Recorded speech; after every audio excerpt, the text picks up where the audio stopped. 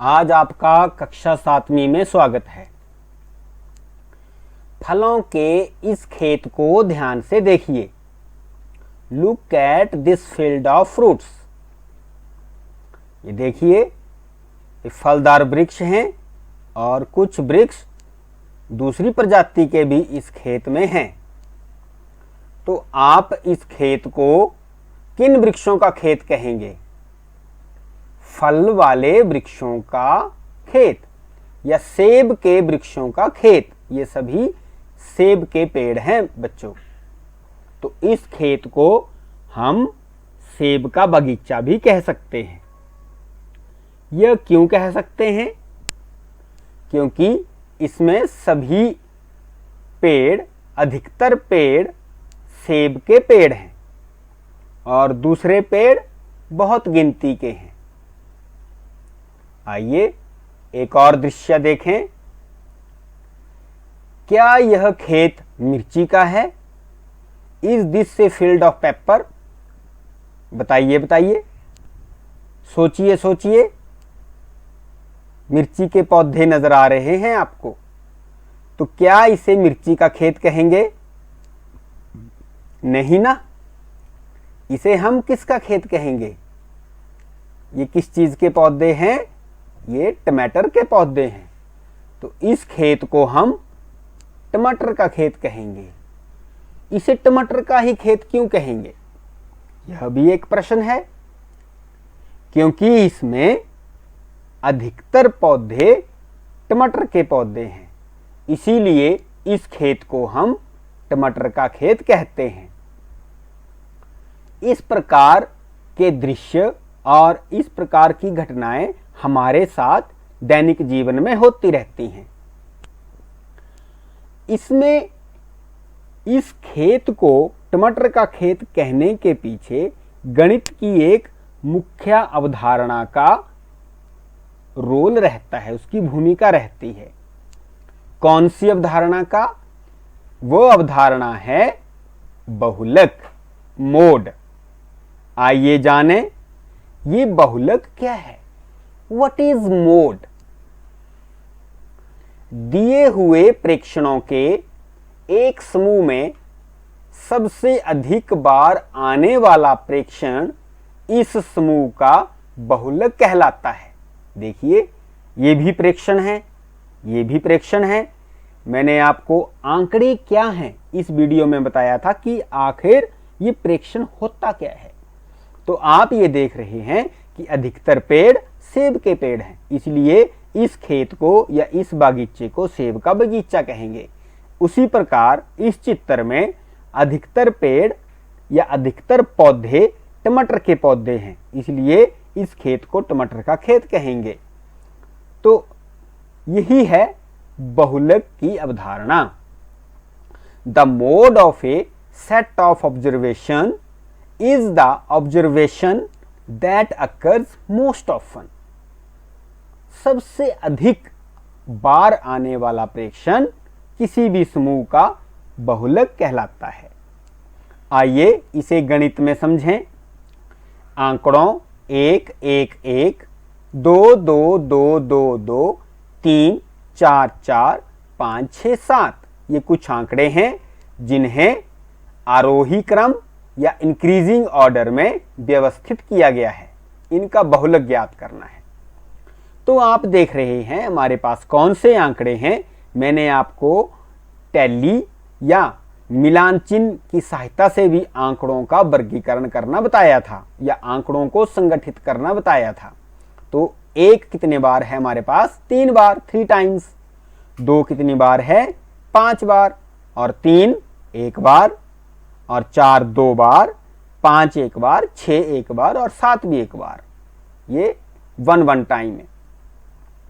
तो हम देख रहे हैं इन आंकड़ों में 2 सबसे अधिक बार आया है, इसीलिए 2 इन आंकड़ों का बहुलक है। 2 is repeated most of the time in this data. Therefore, 2 is the mode of this data. आइए एक और परिस्थिति को देखें। ये 3 बच्चे हैं।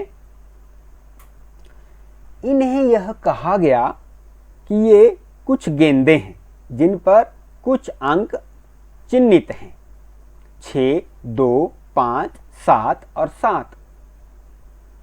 इनको ये कहा गया कि इन्हें केंद्रीय प्रवृत्ति के माप के अनुसार आपने वर्गीकृत करना है।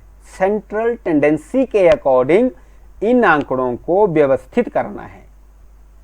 तो आइए देखें कि इन तीनों ने इन आंकड़ों को कैसे कैसे व्यवस्थित किया।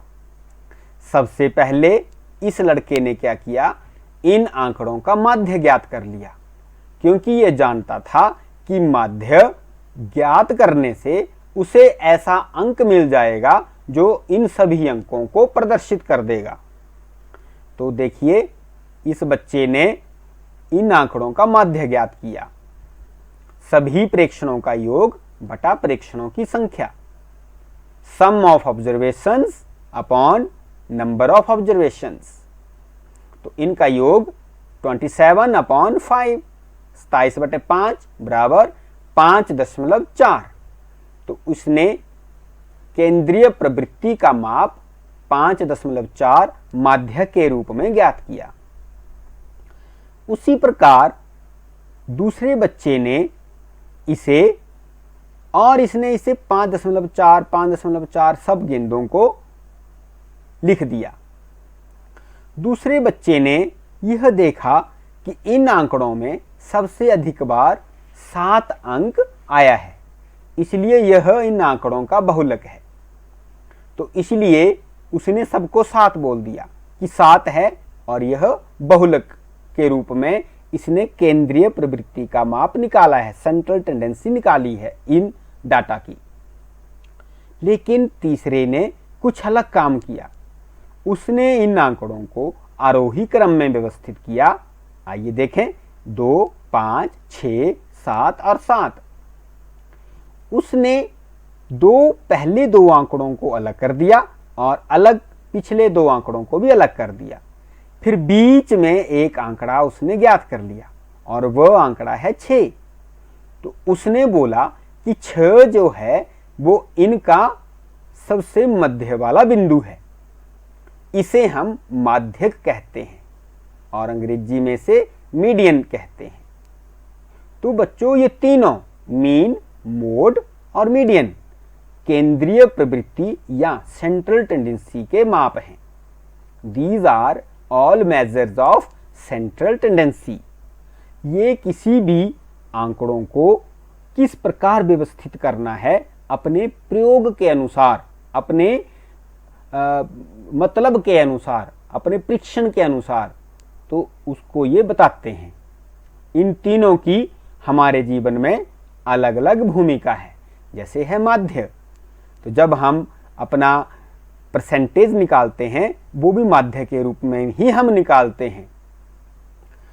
उसके बाद जब आप किसी दुकान में जाते हो और उस दुकान में अधिकतर आपको रेडीमेड कपड़ों का सामान दिखता है, तो आप बोलते हैं यह दुकान रेडीमेड कपड़ों की है, जबकि उसमें आपको चूड़ियाँ भी मिल जाएंगी, उसमें आपको कुछ रबड़ भी मिल जाएगा, उसमें आपको हो सकता है तेल, क्रीम, टूथपेस्ट भी मिल जाए। लेकिन जब आपको अधिकतर सामान कपड़ों के रूप में दिखाई दे तो आप बोलेंगे उसे कि यह कपड़ों की दुकान है। तो वहाँ हम बहुलक का प्रयोग करते हैं। और जब हमें किसी भी आंकड़ों का केवल मध्य बिंदु ज्ञात करना हो तब हम माध्यक ज्ञात करते हैं। आइए जाने ये माध्यक क्या है। What is median? माध्यक वह मान है जो आंकड़ों के ठीक मध्य में स्थित होता है। इसके लिए आंकड़ों को आरोही या अवरोही क्रम में व्यवस्थित किया जाता है। माध्यक में आधे प्रेक्षण इससे अधिक मान वाले होते हैं और आधे प्रेक्षण इससे कम मान वाले होते हैं। जैसे ये देखिए, ये आधे प्रेक्षण इससे कम मान वाले हैं और आधे प्रेक्षण इससे अधिक मान वाले हैं। Median is the value which lies in the middle of the data. The data is arranged in increasing or decreasing order to find it. The half of the observations lie above it and other half below it. आइए प्रश्न के माध्यम से समझें। आंकड़ों 13, 20, 11, 15, 17, 12, 15, 18, 15, 17, 19 का माध्य ज्ञात कीजिए। तो माध्य ज्ञात करने के लिए हमें इन्हें आरोही या अवरोही क्रम में व्यवस्थित करना होगा। तो आइए हम इन्हें आरोही क्रम में व्यवस्थित करें, असेंडिंग ऑर्डर में लगाएं। तो मैंने इनको बढ़ते हुए क्रम में लिखा है। फिर जब हम देख रहे हैं ये आंकड़े कितने हैं, 1, 2, 3, 4, 5, 6, 7, 8, 9, 10 और 11। तो हम माध्यक वाला आंकड़ा कैसे ज्ञात करते हैं?